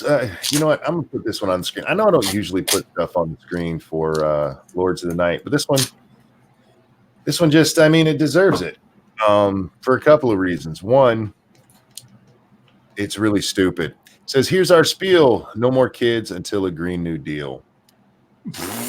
I'm not going to breed until what? Oh, I'm not gonna. There's an incentive. I'm not going to have sex till I get what I want. That sounds like a 4chan thing to me. For the record, she's wearing mom jeans. Okay. Yeah, that's definitely a Karen. And this is why we need common sense white women reform. You notice that is indeed a white woman. White women are out of control, and we need to do something about them. Mm-hmm. We need to. I don't have the answer. I just know we need some white women. White women are a weapon of war. Yes, white women are the most dangerous people in the country. Real quick over on the Streamlabs. Thank you, Gulf City Cult of Krill, who says a pistol is a weapon of war, a knife is a weapon of war. Fuck off with the AK-47 as a weapon of war argument, you virtue signaling shit lib. Indeed. I love that they always talk about the weapon of war. None of them mention knives. None of them. Or pistols. Pistols are a big thing. You'll see a lot of officers pistols. That's what they. Mhm. Anyway, Sir Wolfgang, thank you. That sounds like a gene pool, like the gene pool cleaning itself. I know, right? Karen, I'm not going to have any more children. Thank you, bitch. You know what? I know how to get them on board with the handgun, adding that to the weapons of war argument. Every black person that's been shot by the cops, it was pretty much by a handgun. Yeah. True. Oh. Angry Illinoisan, thank you so much. So no Green Deal equals the extinction of the human race, at least in America. Yeah, they're No. Just the extinction of dumbass people who are going to participate in it, which I am not necessarily against. Yeah. I was watching a documentary, and You it was were? talking about Shut up. how genes are propagated from like parents to kids, and they used the polar bear as an example. How one gene, mutated, and they ended up with brown bears. Mhm. And the fact that brown bears couldn't hunt for food meant that gene couldn't reproduce. So maybe this is a good thing after all. Maybe we're leaving these shit lib genes in the past, and we can finally get some more common sense genes moving forward. It would be nice. Let's see. The next we'll do this one. Paul Joseph Watson said, I love Americans, but let me remind you again that Halloween is for children, and your obsession with it over a month beforehand is somewhat bizarre and a little disturbing. Shut up. I don't take no shit from no European, especially when I kicked out of my country. We will celebrate like we want to, getting drunk and dressing up, and women dressing like whores, because that's what we do. That's what makes Halloween great. You don't have to understand it, Paul. Just sit over there with your crumpets and shut the fuck up. He's the one who was bitching about the fucking twerking photo too. Oh Yeah. my God. Did you see the twerking video? I get it. I get what he's saying, but I'm not going to bitch about it. That video was from the Ukraine, by the way. Of Was it? course it was. That is such a Ukrainian video. I don't even care where it's from, and I don't care that I know there were several people who actually bitched about it. He's where I saw it first, but Paul, why are you complaining about that? One, these are grown ass women, Ass being the operative word. and they ain't hurt nobody. I mean, there was like probably about 30 white women in there and enough ass for maybe 10 black women. Yeah, there was a lot of not ass happening in that video. And some of the girls with the least amount of ass was twerking the best. And I'm just like, I know. how did that work? Well, they're the most desperate. Look at some of these. I mean, some of these girls can work it, and some of them just can't. Yeah, one girl was just like fucking moving her back. And I'm just like, that's... Like you stop it. You're hurting the image of white women. That's the only look. Common sense white women control. That's what we need. Oh, jeez. Karen control. Karen control. Yeah. No, I don't give a fuck about them doing that. And I saw a lot of people get upset about that, and a lot of people joking about people who got upset about it. To me, the more offensive one was the. Excuse me. I'm so sorry, guys. The one that annoyed me more was Halloween. Shut up, Paul. Have some bangers and mash and leave us alone. Mm. Let's see. And then I got into an argument. Now, if you guys want to hear, just let it happen. If you want to hear the majority of my gun control stuff, you have to watch the last stream, because I'm not going to go into it here. But I did get into a couple of arguments with a couple of dumbass white women on the Twitter today. And after calling one of them, or I didn't call her a cat lady. I didn't just call her one. What I said is that I thought her cats were lonely. Yeah. And the other one shot back with, seriously, this is your comeback? You are just constantly making yourself look like a dumbass. Carry on behind the safety of your keyboard. Like, Now. what is that implying? That they're going to fight you if you said that to them in real life? Well, this hang on. I want to read to you the exact comment that she said that to, which, by the way, is the worst thing I said to any of them in this whole thread so far. I said, your cats must be getting lonely. Run along now, dear. And that's me hiding behind the safety of my keyboard. Bitch, I would say so much worse things to your face. I don't understand that criticism. Like the fact that people can type it into a computer. You get what I mean? Yeah. Like somebody like continue hiding behind your keyboard as I type on my keyboard. Yeah. On my keyboard. It's just like Hey. She uses her face and her real first name. So she's like so much more credible than anybody that uses a cartoon avatar. allegedly. Shut up, you lonely bitch. Now, I may have later on insinuated that she was a pedophile. You may but have. I might have. But at this point, I hadn't said anything like that. And even that, I wasn't real mean about. I just insinuated she was a pedophile. Do you want to explain to them how you did it? Okay, sure.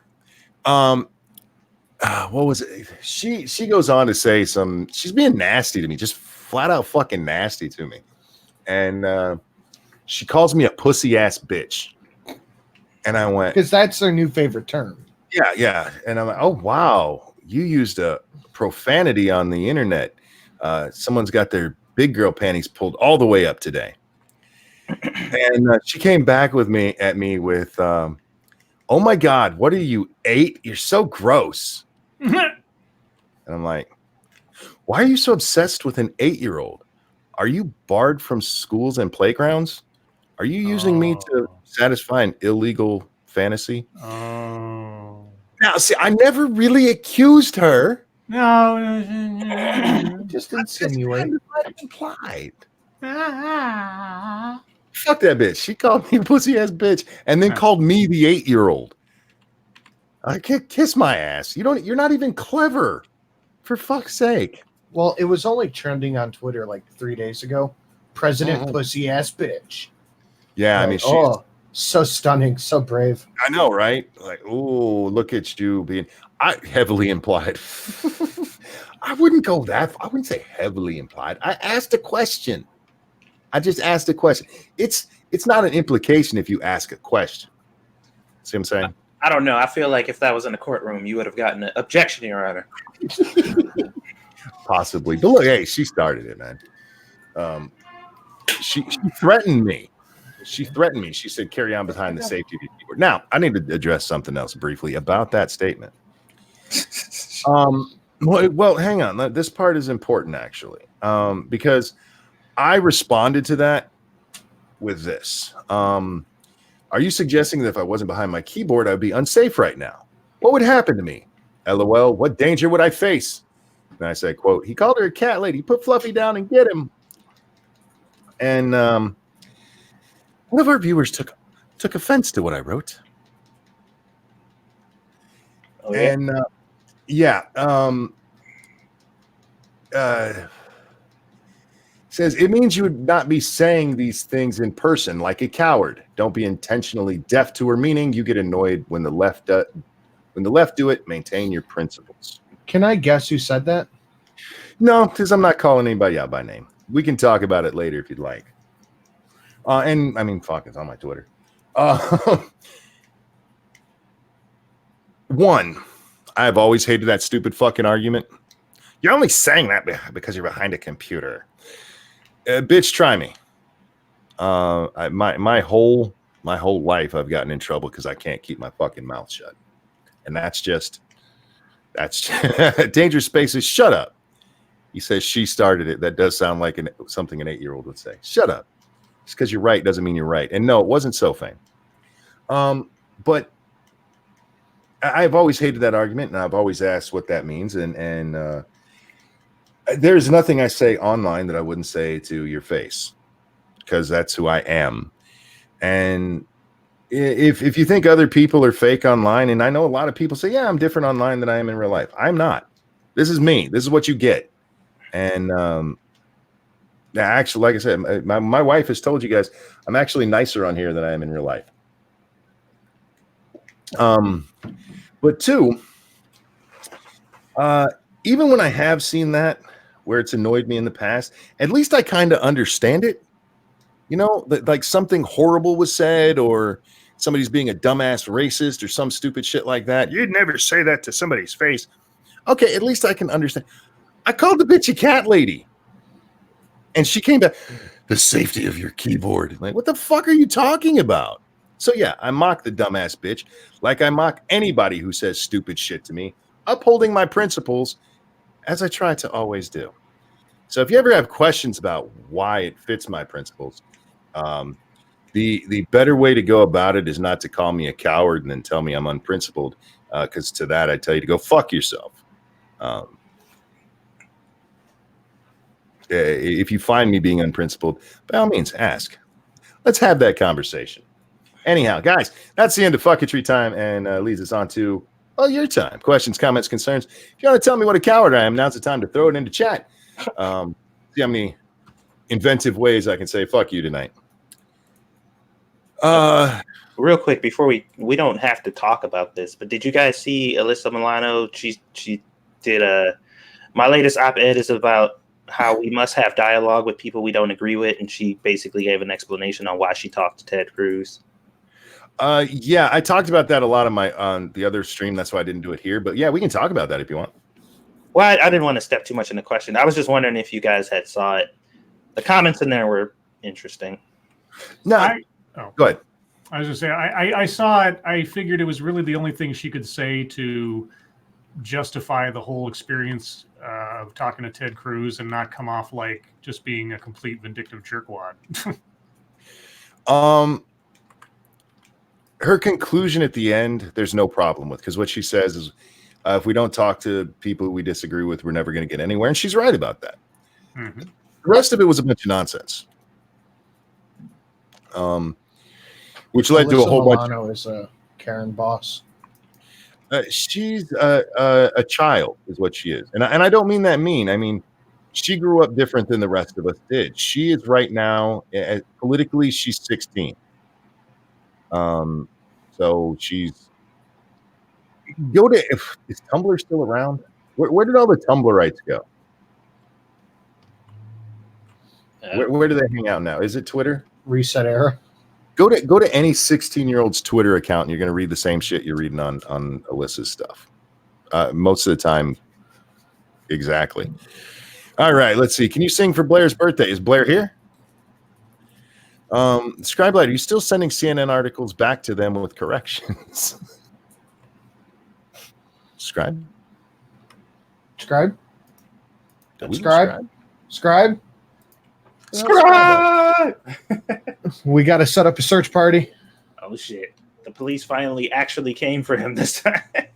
He's not hiding behind his keyboard anymore. Oh, yeah. Scribe, he got sick of that accusation and went to go handle business. I really want to know what that is even happened? supposed to mean. Did you guys cut out? Can you guys hear me? Welcome back.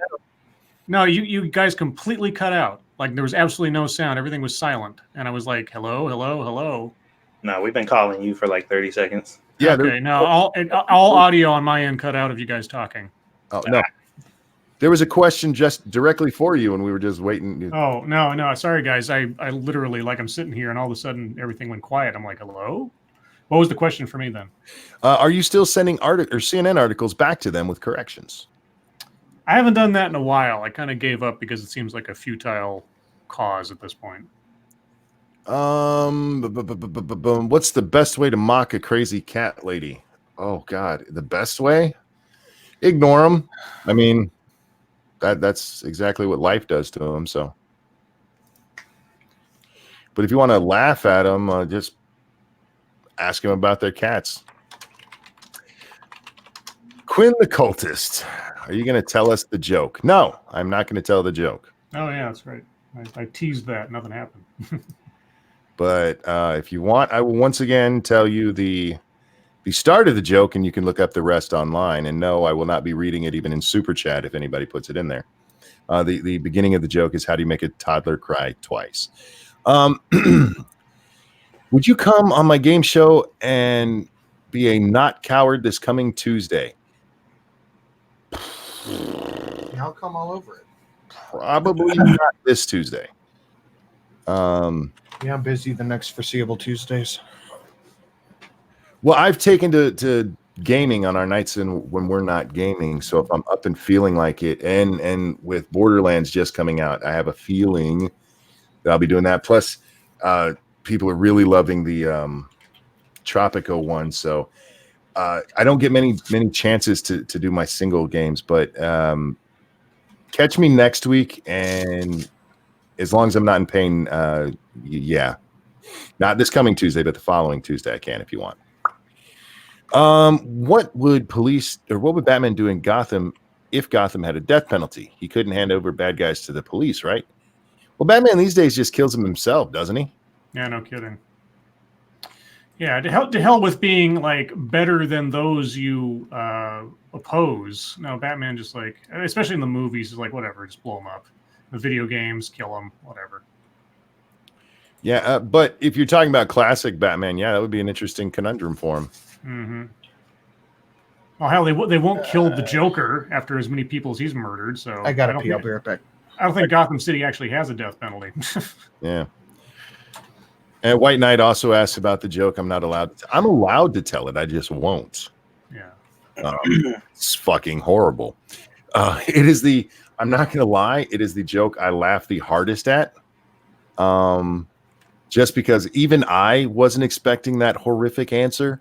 It was not just, oh my God, that's funny. It was, oh my God, that is the most horrible thing I've ever read. And yeah, I laughed way, way too hard at that. Satsu, have you and Squishy been asking Squeetus consent to change her diapers? Yeah, every time. There you go.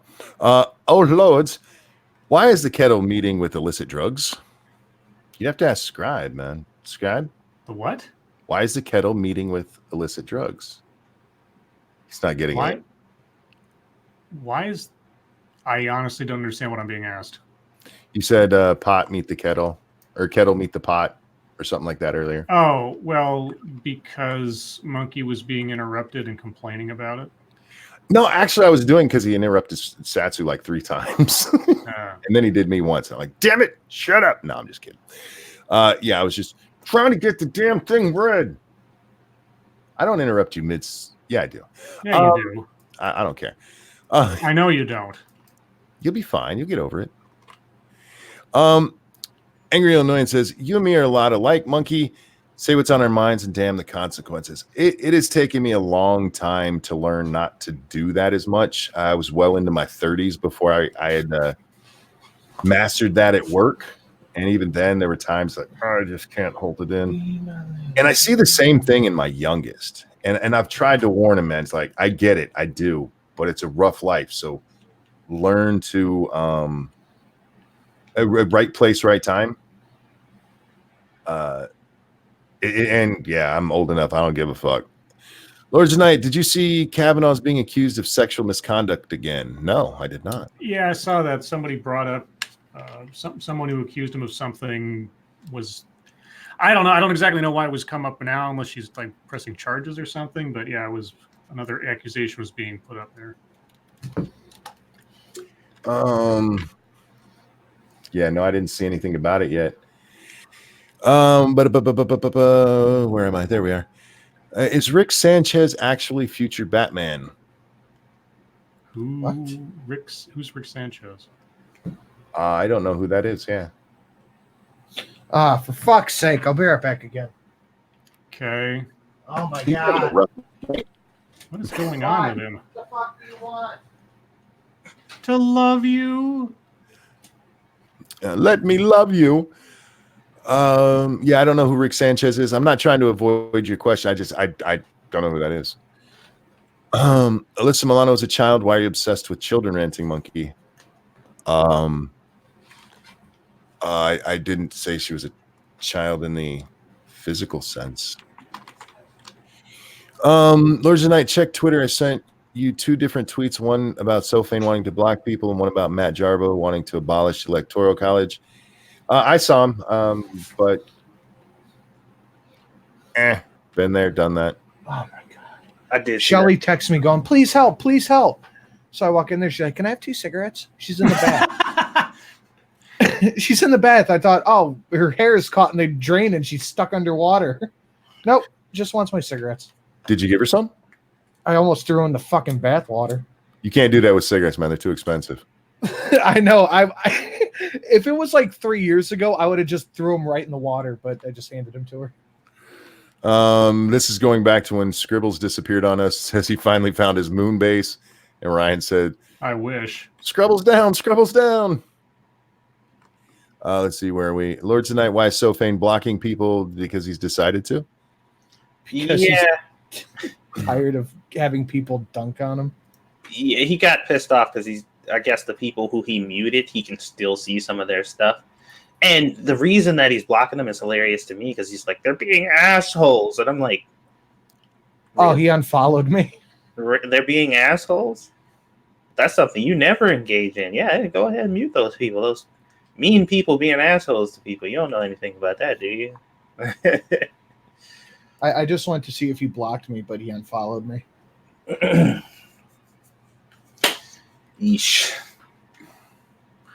I'm just reading the Brett Kavanaugh accusation. Apparently, this goes back to the second accuser. A male classmate has come forward and says he witnessed Justice Kavanaugh make inappropriate sexual contact with a female student. He saw Kavanaugh with his pants down at a different drunken party where friends pushed his penis into the hand of a female student. Oh, I remember this one. Okay. Yeah, but this is a different one of the same kind. Oh, so twice that exact. Okay. The exact same thing twice, yes. Wow. Except for this time, friends pushed his penis into the hand of a female student. Ross and Rachel? Apparently, yeah. Oh my god. Chandler had the tit. That sounds like he was being manhandled. The fuck? Anyway, it doesn't matter. The drunken college stupidity. Even if that one is the most, that's the one, if you remember, afterwards they said somebody yelled down the hall, Brett Kavanaugh made Debbie touch his dick. Because, yeah, that's how people always yell down the hallway with somebody's full fucking name. Anyhow, just in case they become Supreme Court justices later, you can remember. Oh, yeah, it was Brett Kavanaugh. That's what down the hallway. But they're still trying to, quote, cancel, unquote, Brett Kavanaugh. Yeah. But the admitted woman abuser, Avenatti, is still a hero on the left. Yes. Can someone please explain this shit? And don't forget, Avenatti's client in this situation was Sweatnick, who told us that she went to 9 college party, as a college student, went to 9 high school parties where women were raped in a train before the 10th time she experienced it, and so she never went back. Because that makes perfect sense. Anyhow, Lords and Sinatra, stir fry or pasta? Pasta all day. I didn't hear the first part of that. What was it? Stir fry or pasta? Pasta. Depends on the stir fry. Depends on the pasta. I mean, I've had lousy stir fry. I've had lousy pasta. I've had excellent one of the others. Between the two, the best that you could get, Scribe, which one would you take? The best I could get? Probably stir fry because it has more flavors to it. Yeah, more variety. Stir fry. Fuck that. Good spaghetti, y'all. You guys are wrong. Thanks for playing. Scribe is unwilling to it. Is Scribe unwilling to admit to a boomer moment? What? No. No, I've done that on many occasions. What are we talking about specifically? When you were gone for a minute. No, trust me, if I'd fucked up or like hit the mute button or forgotten, I would have said so. This was just, I'm sitting here listening to you guys talk and all of a sudden cuts out. And then I'm going back to Streamlabs and I see all your little voice things moving. I'm like, did I click something or did I hit a button on my headphones? No, it was just the audio just completely cut out for some reason. This has happened before. This isn't the first time that I've been sitting here and suddenly the audio cut out. I don't know. So, the first thing I did was look to see if you were muted and you weren't. So yeah, right. Shit happens. Mr. Nanopoli says, why does Matt Jarbo want to abolish the Electoral College? Mr. Nanopoli, I mean this with all due respect. You were asking the wrong people. Yeah, ask him. But I think we all know why.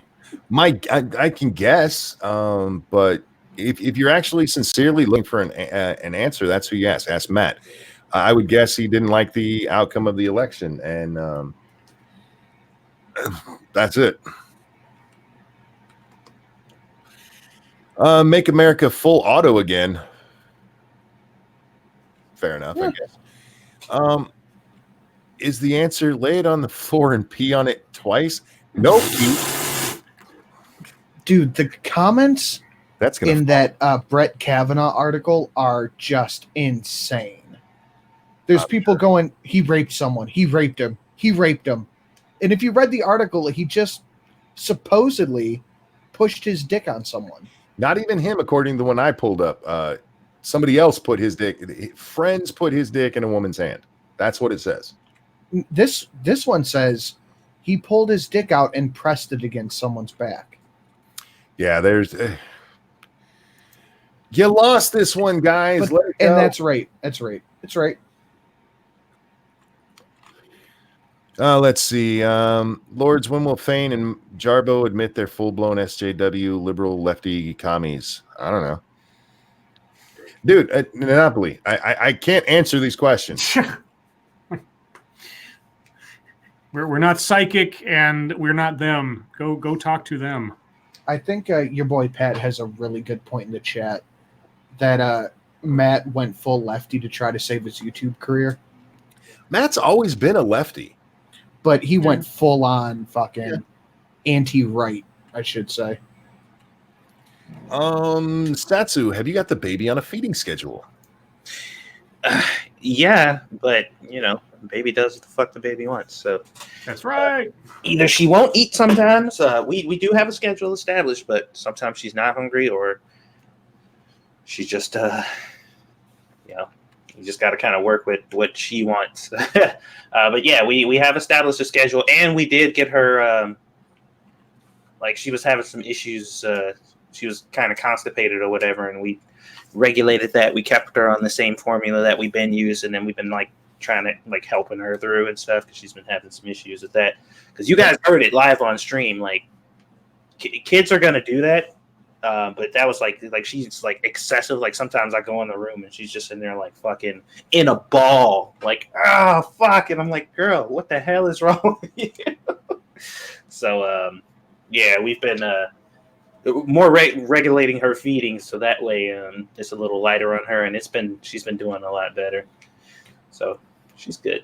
Cool. I'm glad to hear it's helping some. Oh, yeah. I forgot a bit of fucketry, if you don't mind. Bring it, man. What you got? I tweeted this out last night. My next Twitter goal is to surpass Mundane Matt and Bob Chipman in followers. And someone was, without even skipping a beat, I think it was the second comment, was like, that should be easy.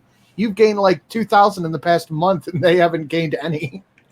I need you to remind me after the show to just say Ranting Monkey, and I'll say, what? Say Lady Monkey, but after the show. Okay.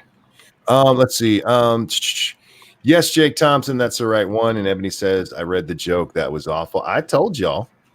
I still don't know the joke. I there's a reason I don't say it on the stream or in polite company. Jack says, is the entire Democratic platform mass voter bribery, and is leftism a mental disorder? Oof. No, yes and no. Yeah, I would agree with what you just said. Yes and no. Their voter platform definitely seems to be bribery. We are going to make all the money things better for you and give you some on top of it. And is leftism a mental disorder? No. Dave Bishop is probably my favorite liberal right now. Me and him have very, very good conversations, and we disagree completely. But Dave, I don't think comes at it from a disingenuous point. I've never had a conversation with him where I thought you're just lying or refusing to admit the truth. We just see things differently.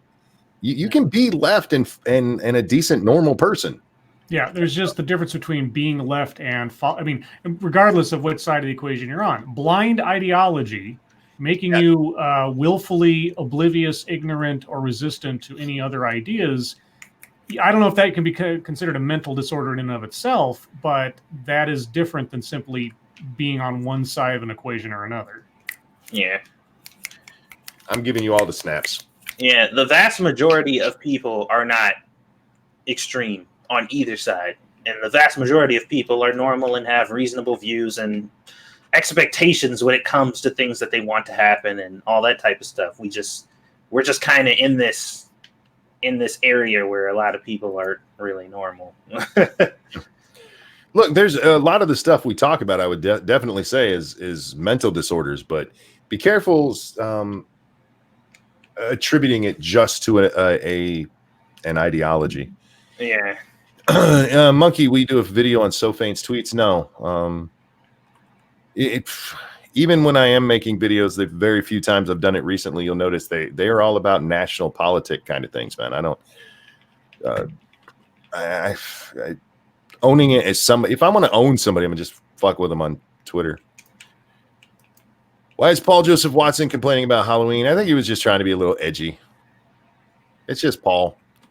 And for the record, I actually like Paul most of the time. I just like, shut up, Paul. Walmart already has Christmas shit in the garden center. Save Halloween. Like, Walmart has always done this, or at least for a very, very long time. They start setting up part of the garden center as Christmas in September. It used to only be the those Christmas villages people set up, kind of like a train track kind of thing. They put those out that early because it takes so long for them to sell that they get them in and put those out so people can start buying them and planning their little weird house things. Satsu started watching Blue Exorcist yesterday. Ever watched it? No, I kept seeing it on list of anime and stuff that I was checking out or close by in proximity of shows that I was looking at, but I never really checked it out. It looked like it might have been interesting. I just never pulled the trigger on that one for some reason.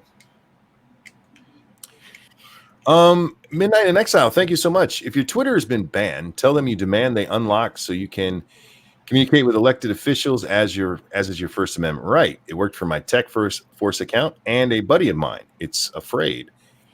Oh, wow. Look, when that happened, I said it. That puts Twitter in a very weird fucking spot. Very weird spot.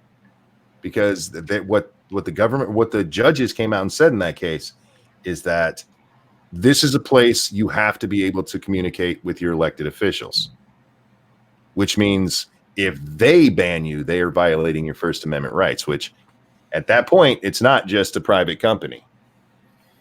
Okay. Whiskey. Oh, Lords. Have you tried Kool-Aid branded whiskey? No. Ugh. Kool-Aid branded whiskey? Yeah. Nothing about that sounds appealing. No. I mean, you can have, if it was Kool-Aid and they owned like a subsidiary, it was called something else. But if it was like, if I saw a whiskey bottle said Kool-Aid on it, I'd be like, no.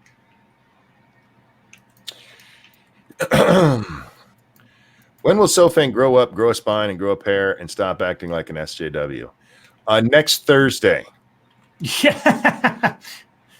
It's as good as answers you're going to get, guys. I don't know what to tell you. God. How long till Brett starts filing lawsuits? He can't. I'll bet you any money the fact that they're doing this right now is because Ruth Bader Ginsburg is about to just fucking die. So they want to get Brett off of there as soon as possible.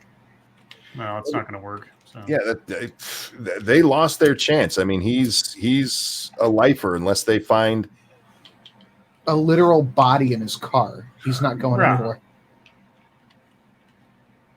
Yeah, he's pretty much there. It's time to move on, guys. Start fighting your fights rather than trying to knock this guy out. Because it's a big fight that they lost, and they can't take a loss. Well, even with that, I mean, so you hate Brett Kavanaugh, fine. Then what you need to do is be working really hard to get the next president to be a Democrat, so that poor Ruth can go sit down. If Trump wins in 2020, which it is looking pretty likely, if he wins again in 2020, what are they going to do? Gonna lose their shit. You want to know something funny? I don't know if you guys saw it, but last night on Real Time, Michael Moore was the guest that he does at the beginning. Oh no. And Bill and Michael are fighting back and forth because Bill's like, the country is not ready for what you fucking weirdos are trying to do. And Michael's like, no, we got to do it. Yeah. But there is one point in there where Michael Moore says, if the election were held right now, Donald Trump would win. And that is significant because Michael Moore is one of the few people who said Donald Trump was going to be president. Mm-hmm. And he is a hardcore lefty, like commie lefty. I'm not even. He's a fucking communist. He says socialist, but he's a commie. And for him to be like, yeah, these guys all suck. That should tell y'all something. Anyhow, was she waiting her turn? I don't know what that one's in regard to, Pat. I'm sorry. I'm almost at the bottom here. So. Oh, I see the Sofane tweet about blocking people now. Oh wow! Holy shit. Lords, is there a game stream tonight? Absolutely, over on 2 Cents Plus right after this. Lords tonight. Sweatnick also said, if Brett assaulted me, what do you mean if? Are you saying he did or aren't you? Yeah, well, we got to remember she was supposedly passed out drunk after drinking a roofie drink in a dark room, and guys were just taking turns. So that was her claim. Ranting Monkey. Be real. Beef ramen Twinkie or spray cheese Twinkie? Ooh. No, probably the beef ramen. I'm not sure the spray cheese would go good with the Twinkie cake. I don't think those two would taste good together. Satsu, are you ready for gamer time yet? What? I don't know. That's what. Oh, you know what I saw today? Ready to play games? I saw a video game party truck just driving down the highway, and on the side it said, "We cater birthday parties with video games," and it had like a switch on the side of it. It's like, holy fuck! That's cool. Satsu, how's the baby? She is good. There you go. Lord, should we allow the resale of classic naval cannons? What? Yes. Why not? If there's surplus, I guess. But I mean, if you talk about like somebody owning it privately to use for home defense, I don't know. Well, like a big deck gun, right? Like sitting on the side of your house. Dude, I believe in McNukes. Fuck yeah. Well, I mean, I know people who have working cannons on their lawn and stuff. It'd be weird to see a giant naval cannon out there, and it depends on what you mean by classic, also. Yeah. But either way, I mean, I don't think they're going to use it. You have to be, I mean, especially like the cannons of today. That would take a very specific. We're not talking the old time. You can shove a bunch of shit in there and just light the gunpowder and watch it all spray. Why can't we though? Well, you can. I mean, but you're just not going to be able to do that if you're talking about something off a battleship from, say, the 80s. You know what I mean? You'd have to have a lot of gunpowder to clear the barrel, is what I'm saying. I want one of those big fucking guns where they have a little wheel that you have to turn 100 times to get it to move 4 feet. I want one of those. How long till we're in a civil war, and will you fight? I don't think we're going to see a civil war. Yeah. I think if Trump wins, it's very possible to see something happen, and if I have to, maybe. Yeah, something is going to happen. I don't think it's going to get to the level of civil war. Right. You need a significant amount of people to participate in something like that. But something definitely will happen, and there may or may not be deaths. Yeah. Do I think someone's going to do something stupid if Trump gets reelected? Yes. I think that is a sure bet. Who will do it, on which side of the political equation they're on, I don't know. But someone will do something stupid. Well, let's put this into a little bit of perspective. If my history numbers are correct, the North had like 1.5 million to 2 million soldiers, and the South had 700,000, I want to say. So altogether less, than 3 million people fought in the first Civil War. So you don't need a lot to get shit started. You just need a few people to fucking start fighting. No, but what you do need is some kind of government behind you. And in those cases, you have the state governments behind them. Yeah. And you're not going to find that. You're not, as fucked up as California is, they're not going to go, fuck it, we're going to war against the United States, because, well, they'd get the shit kicked out of them. What you're going to see is maybe some violence in some certain cities and stuff, but yeah, you're not going to see a civil war. Will I fight? I'm crippled. Yeah. So probably not. Monkey will be a commander. I won't, because it ain't gonna be my war. Yeah. Yeah, that too. I watch from somebody else's. Satsu, we'll give Satsu one of those drones, and he could use a controller. No, I'm good. I'm gonna just be sitting somewhere very high and out of the way, watching the chaos unfold. Yeah, I'll be a conscientious observer. Mm-hmm. I mean, somebody came at me, I shoot a motherfucker, but I'm crippled, so they'd have to come to me. Guys, with that is the end of the show. I'd like to thank you so much for coming and hanging out with us every night as you do. Remember, we're not on tomorrow, but we'll be back on Monday on Satsu 2 Cents at 9 p.m. Eastern Time for Lords of the Night. And after this show, coming up right after this, you can see me, Sinatra, and Satsu killing a bunch of assholes over in Borderlands 3 on 2 Cents Plus. And if we can get 100 likes while we're live, we'll give away a copy of that game for PC. Thank you so much for the donations tonight. Cannot tell you how much I appreciate your generosity. You guys are amazing, and I love you. Mwah. Mwah. Sanu, thanks for sitting in with us, bud. Thanks for having me. Scribe, Satsu, a pleasure as always. Yep. Everybody, your lives make us sad. We'll see you next time. Bye, guys. Later, bitches. Say Oh, bye. come on. Bye. Mhm.